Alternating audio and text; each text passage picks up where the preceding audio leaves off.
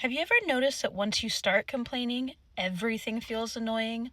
Hi, my name's Naomi. I'm a trauma-informed life coach and host a podcast, Beyond Survival, A Pathway to Peace. A podcast for anyone healing trauma and PTSD and wants to feel safer in their body and their mind. In my latest episode, I talk about how complaining becomes a coping mechanism and what it's actually doing inside your brain. Your brain isn't trying to be mean or negative, it's just trying to keep you safe. We've all heard about negativity bias, where your brain pays more attention to what's going wrong than what's going right. Because from a survival standpoint, missing a threat is much more important than missing a compliment. So when you complain a lot, you're not just venting. You're strengthening that something always goes wrong pathway in your brain. And your brain gets really good at scanning for what's broken, unfair, or disappointing. And then there's confirmation bias.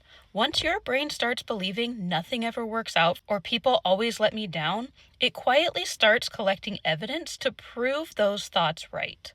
You remember every piece of evidence that supports your complaint and forget every evidence to the contrary.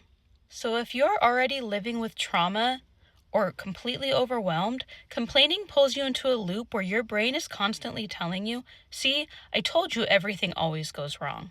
But that doesn't mean that your brain is broken. It means it's adaptable, and that means that we can change these negative thoughts.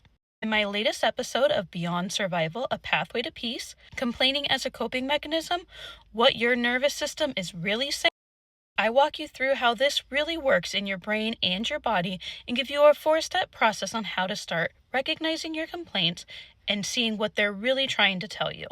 So if you're ready to start really understanding your complaints instead of shaming yourself for them, head over to wherever you listen to podcasts and listen to my latest episode. And leave me a comment and let me know, what's one story that your brain likes to tell you when you're in a complaining loop?